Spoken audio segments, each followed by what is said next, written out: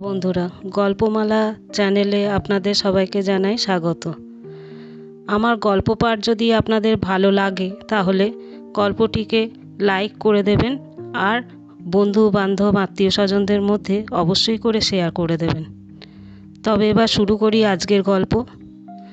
লেখিকা মধুবন্তী গুপ্তের লেখা ঝড়ের স্পর্শে। বীর সন্ন্যাসী বীরেশ্বর স্বামী বিবেকানন্দ যখন আমেরিকায়, এটা সেই সময়কার ঘটনা। সেই সময় অ্যারিজোনা সংলগ্ন অঞ্চলে খুন, জখম, লুটতরাজ প্রভৃতি ঝামেলা হামেশাই লেগে থাকত। যে জায়গার কথা বলা হচ্ছে সে জায়গাটা শিকাগো নয়, জায়গাটা অ্যারিজোনার নিকটবর্তী এক রুক্ষ মরুপ্রায় অঞ্চল। সেই অঞ্চলে প্রধানত কাউবয়রাই বাস করত। ছোট ছোট লোকালয়ে থাকতেন র্যাঞ্চের মালিকরা, আর লোকালয় থেকে দূরে ছিল দুষ্কৃতীদের ডেরা। তাদের মধ্যে ট্রেন লুটকারী ডাকাতরাই ছিল অন্যতম। শুনশান অঞ্চলের বুক চিরে চলে গেছে যে রেল লাইনগুলো, রাতে তাদের কোনো কোনো জায়গা কেঁপে উঠত ভয়ঙ্কর বিস্ফোরণে। কখনো বা রাতের চলন্ত ট্রেনে বিভীষিকার মতো নেমে আসত ডাকাত দল। সরকারি শান্তিরক্ষকদের শান্তি কেড়ে নেওয়া এই সব ডাকাত দলের মধ্যে সব থেকে কুখ্যাত ছিল যে দলটা, সেই দলের সর্দারের নাম ছিল কলোরাডো। কলোরাডোর দলের কুখ্যাতি ছিল বহু দূর বিস্তৃত। কলোরাডোর বয়স বেশি ছিল না, কিন্তু দল পরিচালনার দক্ষতা আর বুদ্ধি ছিল অসামান্য। তার জেরেই সে দলের সর্দার হতে পেরেছিল। কলোরাডো যে শুধু ট্রেন ডাকাতিই করতো তা নয়, মাঝে মাঝে লোকালয়ে হানা দিয়ে তোলা আদায় করতেও আসতো। সেসব দিনগুলো হয়ে থাকতো রক্ত আর গরম বারুদের গন্ধে মাখা। এমনই এক ছোট্ট মফস্বলের নতুন শেরিফ হিসাবে নিযুক্ত হয়েছিলেন মিস্টার শেলবি। কলোরাডোর দলের দৌরাত্ম্য থেকে লোকালয়কে নিরাপত্তা দেবার জন্য নিয়োগ করা হয়েছিল তাকে। মিস্টার শেলবি ছিলেন মিলিটারি ফেরত। তিনি যেমন দায়িত্ববান আর কর্তব্যপরায়ণ ছিলেন, তেমনি আদর্শবাদী আর নীতিনিষ্ঠও ছিলেন। তার ধৈর্য ছিল এবং তিনি যথেষ্ট বুদ্ধিমান ছিলেন।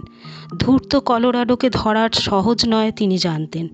তাই এলাকায় কয়েকটি কাউবয়কে গোপনে ডেকে শিখিয়ে রেখেছিলেন, কলোরাডোকে বা তার দলের লোককে দেখতে পেলেই তারা যেন তাকে খবর দেয়।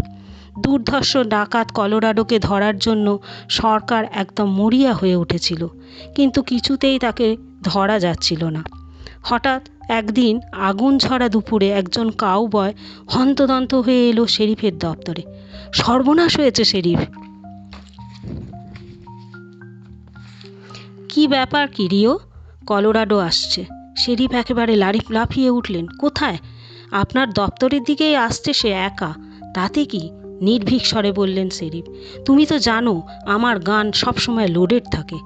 আগে তা জানি, তবে বলে কোনো রকমে বিদায় নিয়ে তাড়াতাড়ি সরে পড়ল ছেলেটি। কলোরাডোর নজরে পড়ল আর রক্ষা থাকবে না সে ভালো করেই জানত। বাহিনীকে কোনো খবর দেওয়ার আগেই একজন এসে ঢুকলো শেরিফের ঘরে। বন্দুকের নলের মতো চকচকে কালো ঘোড়াটাকে সে বাইরে দাঁড় করিয়ে রেখেছিল, আর তার পরনে ছিল কালো পোশাক, মাথায় কালো টুপি, চোখের নিচ থেকে গোটা মুখটাই রুমালে ঢাকা।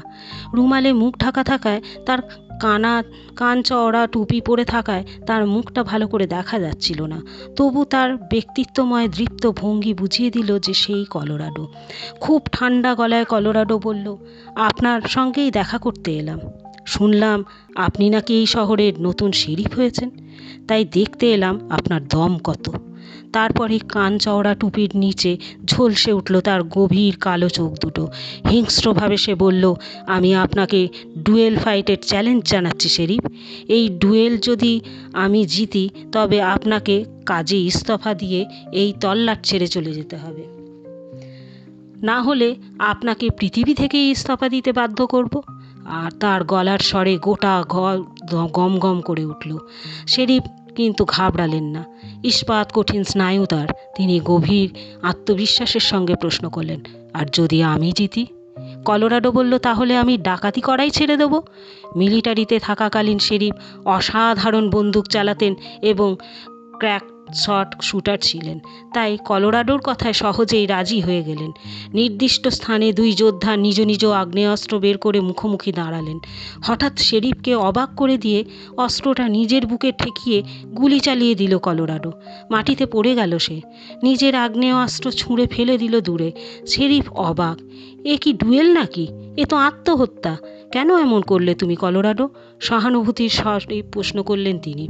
কলোরাডোর পাশে এসে বসলেন হাঁটু মুড়ে। রক্তে ভেজা বুক চেপে ধরে কলোরাডো বলল, সে এক আশ্চর্য ঘটনা শেরিফ।